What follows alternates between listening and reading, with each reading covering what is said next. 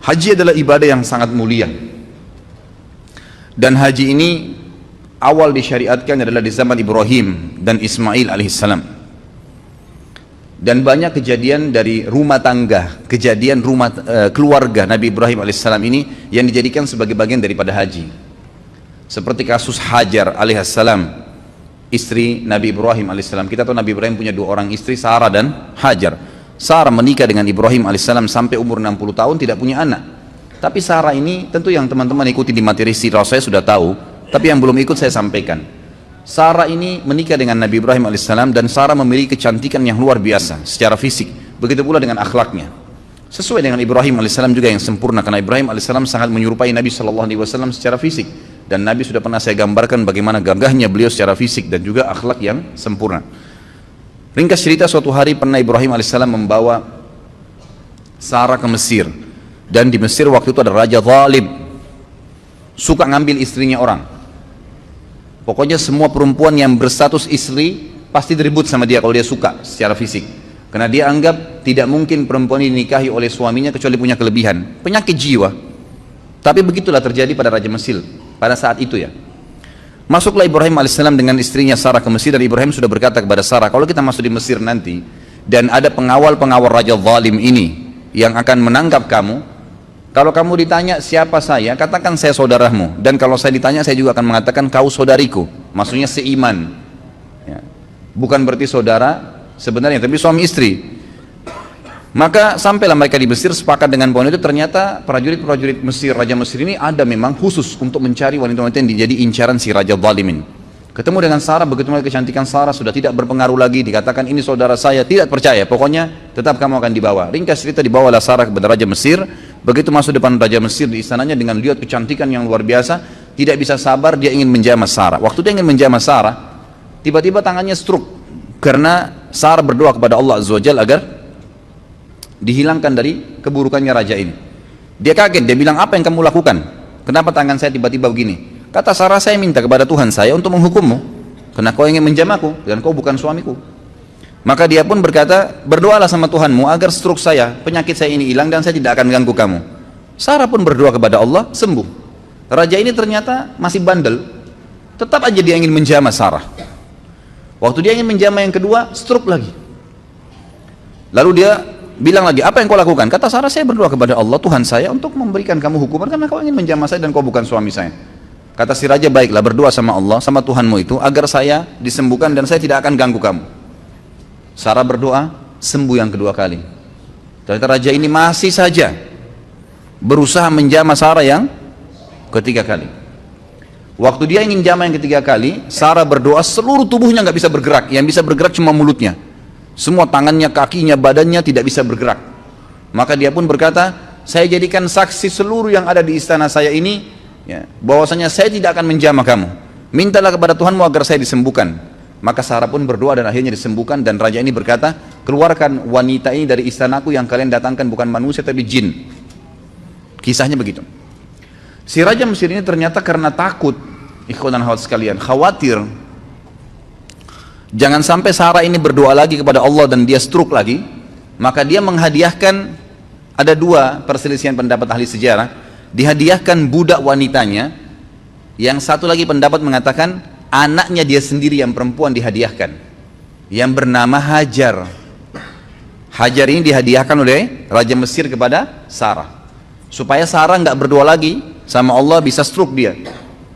Ringkas cerita, dibawalah Hajar ini pulang ke Palestina waktu itu dan bekerja membantu Sarah.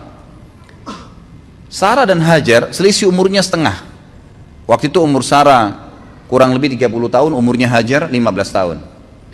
Berjalan rumah tangga Ibrahim dan Sarah alaihimussalam semuanya sampai umur Sarah 60 tahun, tidak punya anak. Berarti umurnya Hajar pada saat itu berapa? 30 tahun. Masya Allah, kalau hitung umur perempuan cepat ini. Jangan tersinggung Pak Yoyo, tidak apa-apa. 30 tahun umurnya Hajar. Karena Ibrahim alaihissalam pengen punya keturunan, maka Sarah dengan niat baiknya menghadiahkan kepada Ibrahim alaihissalam budaknya Hajar, lalu Hajar dibebaskan oleh Ibrahim alaihissalam dari keterbudakan, lalu kemudian dinikahi. Setahun kemudian Hajar hamil dan setelah menikah, setahun kemudian melahirkan anak laki-laki yang bernama siapa? Ismail alaihissalam. Fitrah perempuan, Sarah merasa sedih. Kenapa dia tidak bisa memberikan anak kepada Ibrahim? Dia pun berdoa kepada Allah Azza wa Jal agar diberikan karunia. Ternyata dengan umur ya 62 tahun, masuk 62 tahun hamil, dan akhirnya melahirkan juga namanya Ishak. Ishak dan Ismail adalah anak Ibrahim alaihissalam. Makanya Ibrahim diberikan julukan Abul Anbiya, ayahnya para nabi, karena dua anaknya menjadi nabi dua-duanya. Baik, Ibrahim alaihissalam setelah memiliki anak Ismail dan sebelum lahirnya Ishak, jadi Ismail ini masih masa menyusui, masih di bawah 1 tahun umurnya, datang perintah Allah Azza wa Jal memerintahkan Ibrahim alaihissalam untuk membawa istrinya Hajar ke Mekah. Mekah waktu itu ikhwah-ikhwah sekalian adalah sebuah lembah yang tidak ada kehidupan sama sekali.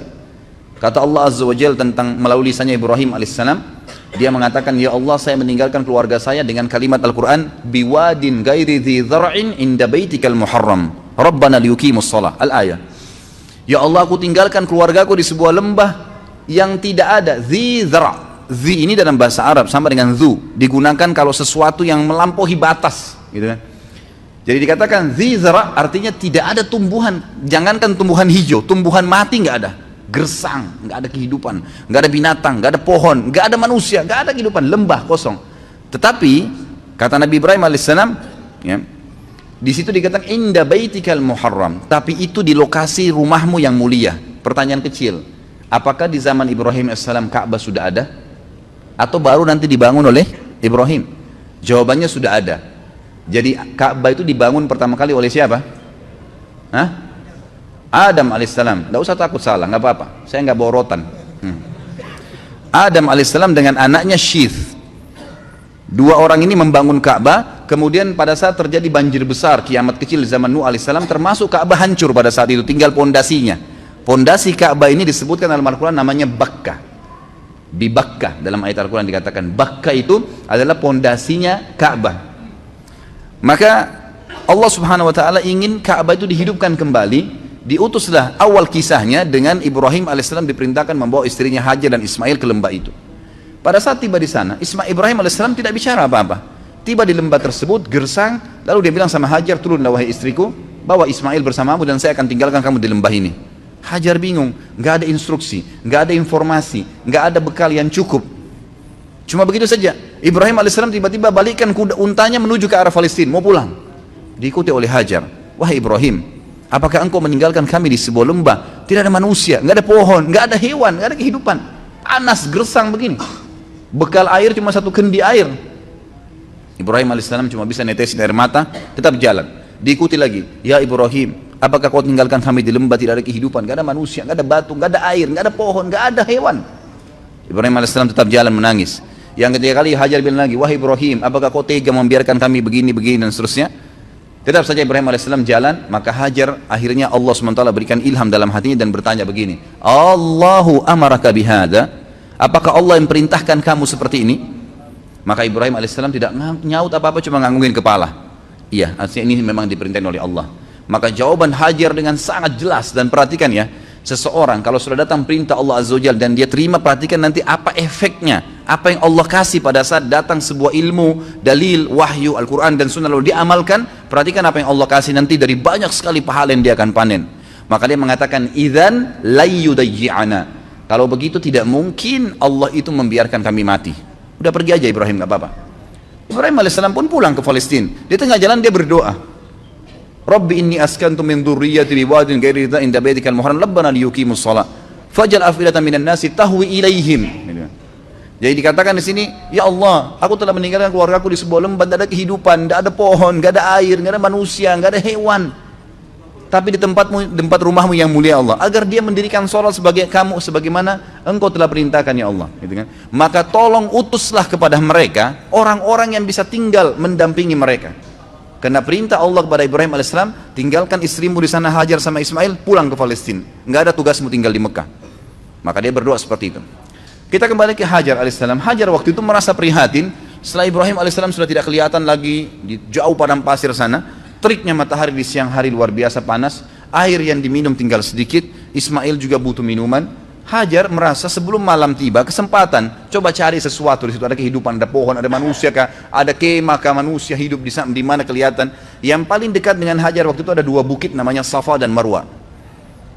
Maka dia pun alaihissalam Hajar naik ke atas bukit Safa. Kita tahu kalau panas matahari yang sangat terik, ada fata morgana, ada kesannya kayak kelihatan air padahal sebenarnya tidak, karena pantulan dari cahaya matahari. Dia naik di Safa, dia lihat ke gunung Marwah, ada air di sana. Maka yang terjadi, Hajar alaihissalam turun dari Safa, di tengah-tengah lembah dia berlari, persiapan untuk naik ke gunung Marwah. Naik di Marwah, dia lihat kiri kanan gak ada air, dia lihat ke arah Safa, ada air di sana. Diulangin lagi sama dia, turun dari Marwah, di tengah-tengah lembah lari lagi, kemudian naik di Safa, terjadi sama. Sampai 7 kali dia bolak-balik, dari Safa ke Marwah, Marwah ke Safa, terus begitu sampai 7 kali. Terakhir di Marwah, dia lihat, oh berarti tidak ada ini, nggak ada air. Lalu dia kembali ke anaknya Ismail. Waktu dia kembali ke Ismail alaihissalam, dia kaget, ternyata di bawah kakinya Ismail ada mata air. Ada khilaf di antara ulama tentang dari mana mata air itu. Ada yang mengatakan dari pijakan kaki untanya Ibrahim alaihissalam, tapi riwayat ini lemah. Ada yang mengatakan memang dari sentakan kaki Ismail waktu lagi menangis, itu juga lemah. Tapi ahli sejarah ada yang pakai. Yang paling kuat adalah Allah SWT mengirim Jibril dan mengepakkan sayapnya, lalu keluarlah mata air tersebut. Pada saat Hajar tiba, lihat air, bayangkan kalau kita di posisi ibu kita ini, panas, gerah, ketakutan, gak ada keluarga, takut mati, gak ada air. Lalu lihat mata air, apa yang terjadi kira-kira? Dia datangin air tersebut dengan semangat, lalu dia buat bendungan kecil dari padang pasir itu, sambil mengucapkan lafaz yang digunakan dalam bahasa Palestina, bukan orang Arab ya, ini bukan bahasa Arab, bahasa asli orang Palestina. Dia mengatakan zam-zam, artinya apa? Berkumpullah, berkumpullah gitu. Jadi makna zam-zam itu sebenarnya, ini rahasianya gitu kan. Maka dia bilang zam-zam, ditutup sama dia gitu kan, ditutup sama dia. Kata Nabi SAW, semoga Allah merahmati ibunya Ismail, kalau dia tidak bendung maka zam-zam akan menjadi lautan yang luas. Tapi kekhawatiran seorang ibu, takut airnya habis gitu kan. Tapi kalau dia biarin, udah jelas berkah dari Allah, jadi lautan yang luas. Bayangkan sekarang miliaran orang yang minum gak habis-habis gitu. Baik, akhirnya pada saat itu kejadian terjadi di jazirah Arab yang lain, di tepatnya di negeri Yaman. Ada bendungan namanya bendungan Ma'rib. Bendungan Ma'rib terkenal sekali negeri Yaman. Surah Saba menjelaskan masalah itu. Karena mereka kufur terhadap nikmat Allah, bendungan itu Allah hancurin, sehingga akhirnya di sisi barat dan timurnya negeri Sabak dulu ini penuh dengan, semua di sisi baratnya pohon buah-buahan, semuanya jenis buah-buahan ada. Di sebelah timurnya semua jenis sayuran ada, kaya raya mereka. Tapi karena mereka kufur, Allah hancurkan bendungannya, lalu Allah ganti dengan pohon-pohon yang berduri gitu kan. Ringkas cerita, keluarlah suku-suku Arab dari Yaman pada saat itu, dan waktu itu tidak ada suku Arab kecuali di Yaman. Mereka keluar menuju ke negeri Syam. Kalau saya ibaratkan buku ini Jazirah Arab, maka di bawah ini daerah selatannya Jazirah Arab. Indonesia ada di bawah Jazirah Arab, di selatan.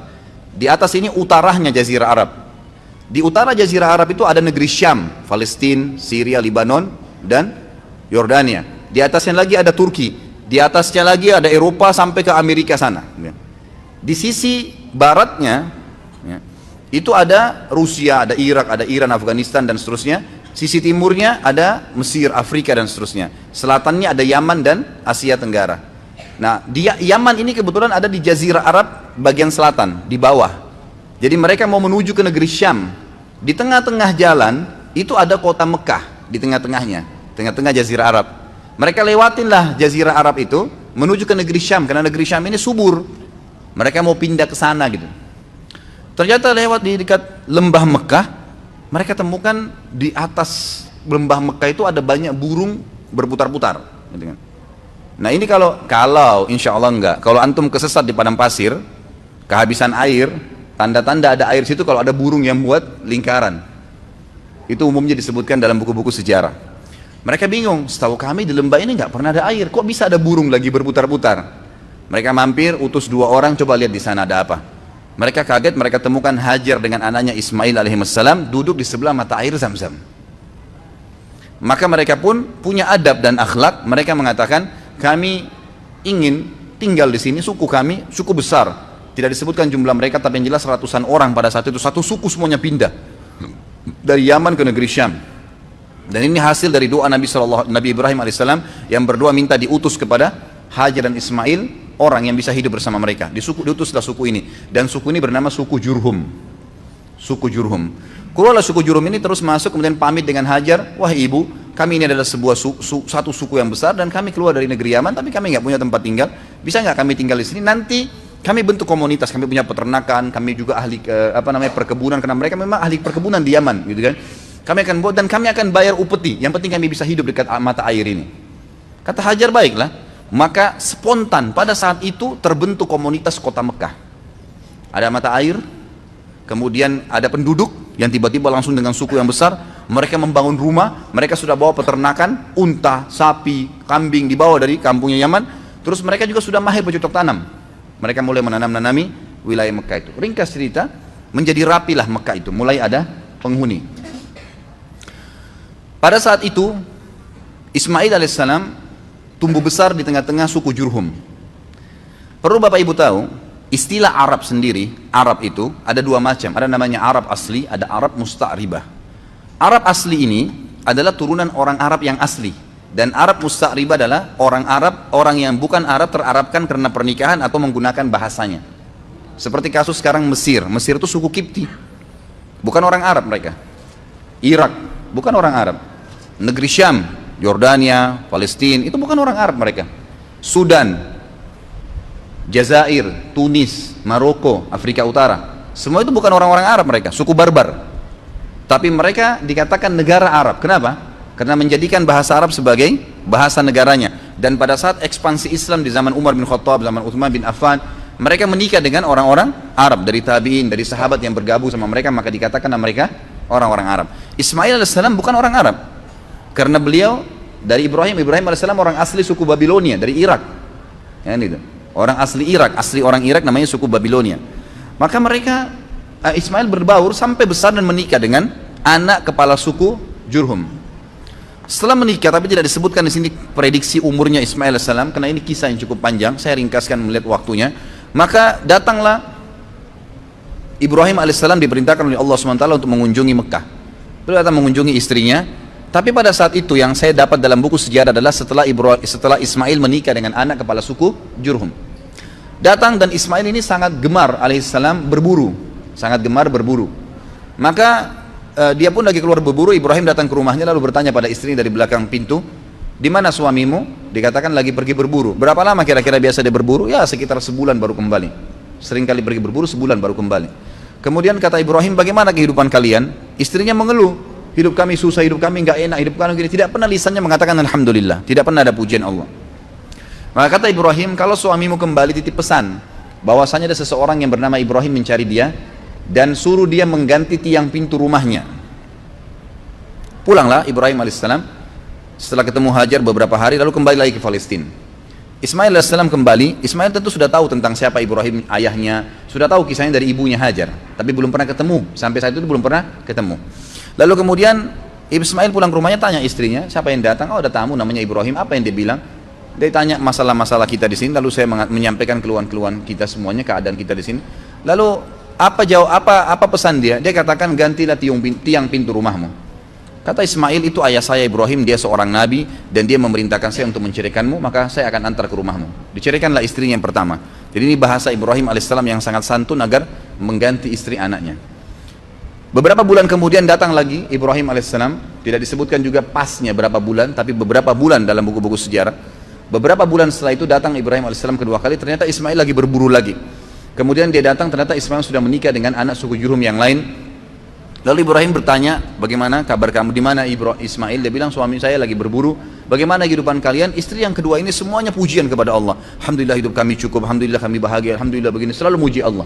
Maka kata Ibrahim alaihissalam, kalau suami kau kembali, katakan ada tamunya datang bernama Ibrahim, dan sampaikan agar dia mempertahankan tiang pintu rumahnya. Maka Ibrahim alaihissalam pun tidak pulang ke Palestina, tinggal sama istrinya sampai anaknya Ismail pulang. Lalu bertemulah mereka. Tentu pada saat Ismail pulang ke rumahnya dulu, dia belum ke rumah ibunya. Lalu dia tanya istrinya, siapa yang datang? Dia katakan ada satu orang nama Ibrahim. Apa pesannya? Dia suruh pertahankan tiang pintu rumahnya. Tiang pintu rumahmu. Kata Ismail, itu ayah saya Ibrahim, dia seorang nabi dan dia menyuruh saya mempertahankan rumah tangga denganmu. Ringkas cerita, Ismail ketemulah dengan Ibrahim alaihissalam. Lalu mereka berpelukan. Seterusnya, setelah itu Ibrahim alaihissalam tidak kembali ke Palestina. ada perintah Allah Azza wa Jalla yang diperintahkan kepada Ismail Ibrahim alaihissalam. Baru berapa hari saja ketemu dengan anaknya Ismail, perintah yang luar biasa pada saat itu adalah disuruh Ibrahim menyembelih anaknya Ismail. Baru berapa hari ketemu anaknya sudah disuruh sembelih. Dan yang luar biasanya, perintah ini hanya datang dalam bentuk mimpi saja. Dan perlu kita tahu, para nabi-nabi kalau mimpi itu semua berita benar. Dia mimpi menyembelih anaknya. Lalu Ibrahim alaihissalam dalam surah Anbiya, dalam surah Ibrahim diceritakan, dia berkata kepada Ismail, bahwasanya saya melihat dalam mimpi saya menyembelih kamu, bagaimana pendapatmu? Inni ara fi manami anni adbahuk, fandur madza tara. Maka Ismail menjawab dengan sangat santun, sangat baik, ya abati fa'al ma tu'mar, satajiduni insyaallah minas sabirin. Wahai ayahku, lakukanlah apa yang sebenarnya kau diperintahkan dan kau akan dapat saya termasuk orang-orang yang sabar. Akhirnya Ibrahim dan Ismail alaihissalam sepakat, ayo dah kita jalani apa perintah Allah. Dua-duanya pergi sampai ke wilayah Mina. Kalau sekarang itu tepatnya lewat lempar jumroh, untuk melempar jumroh. Pada saat itu datanglah Ismail dan Ibrahim alaihissalam di 3 titik di dekat gunung Mina yang sudah diperintahkan oleh Allah dalam mimpi untuk disembelih anaknya Ismail. Dia melihat syaitan datang mencoba mengganggunya, lalu Ibrahim alaihissalam melempari 7 kerikil kecil ke arah syaitan tersebut sambil membaca Bismillahirrahmanirrahim, Allahu Akbar. Di titik 1 syaitannya pergi, di titik 2 kemudian dia datang lagi, dilempar lagi, titik 3 juga begitu. Akhirnya setelah 3 kali dilempar tidak datang lagi syaitannya. Kemudian sampai di tempat sembelihan, kata Allah Subhanahu wa taala, falamma tallahu lil jabin. Pada saat Ibrahim sudah meletakkan leher anaknya, pedangnya sudah diangkat dan sudah diayunkan, dua-duanya sudah pasrah. Ismail sudah pasrah, Ibrahim alaihissalam sudah pasrah, jadi tidak setengah-setengah. Dan ini kita perlu juga ambil pelajaran di sini, ikhwah-akhwat sekalian. Cobaan Allah SWT itu kadang-kadang diuji iman kita sampai titik terakhir. Pada saat sudah betul-betul pasrah, diangkat pedang, dia sudah akan sembelih, ditahan pedangnya oleh Jibril alaihissalam, lalu kemudian digantikan dengan dzibhin azim, sembelihan yang agung, maksudnya seekor domba yang besar. Lalu Allah mengatakan, ya Ibrahim qad saddaqta ru'ya. Hai Ibrahim, kau sudah percaya mimpi yang telah kami kasih, maka kami akan gantikan kamu dengan sembelihan tadi. Digantilah sembelihan tersebut. Lalu kemudian Ibrahim dan Ismail AS diperintahkan oleh Allah setelah itu membangun Ka'bah. Maka Ibrahim dan Ismail pun membangun Ka'bah di pondasi yang sudah ada dibangun oleh Adam dan Syith alaihimussalam semuanya. Dibangunlah pondasi tersebut. Setiap kali Nabi Ibrahim alaihissalam mundur untuk melihat posisi Ka'bah sudah rapi atau belum, maka Ibrahim alaihissalam berdiri di sebuah tempat yang agak tinggi, lalu pada saat beliau turun, beliau sempat loncat ke bawah. Loncatan Nabi Ibrahim alaihissalam dari tempat tinggi itu yang melihat apakah sudah rata bangunan Ka'bah atau belum, ke bawah, itu keinjak tanah dan sempat ada bekas telapak kakinya, yang sekarang dikenal dengan maqam Ibrahim. Allah kekalkan itu, pijakan kakinya, dengan izin Allah Subhanahu wa taala untuk menjadi tanda-tanda kebesaran Allah Subhanahu wa taala. Kemudian pada saat selesai bangun Ka'bah, kata Ibrahim alaihissalam kepada Ismail alaihissalam, coba carikan saya batu yang kuat agar bisa bangunan ini kuat pondasinya, karena memang posisinya berdiri. Karena memang bangunan ini tadinya didirikan dari tanah liat yang dibasahkan lalu dikeringkan lalu kemudian disusun, jadi mudah runtuh, gitu kan. Maka Ismail pun alaihissalam keliling di sekitar padang pasir situ mencari. Tak lama kemudian dia datang Hajar Aswad. Hajar Aswad ini tadinya warna putih terang, tapi karena dosanya anak Adam jadi menjadi hitam. Diturunkanlah, kemudian Nabi Ismail AS membawa dengan bentuk warna hitam. Kata Ibrahim, dari mana kau dapatkan? Dia bilang, dari Allah turunkan kepada saya. Lalu dinaikkanlah batu tersebut, ditaruh di posisi sekarang Hajar Aswad.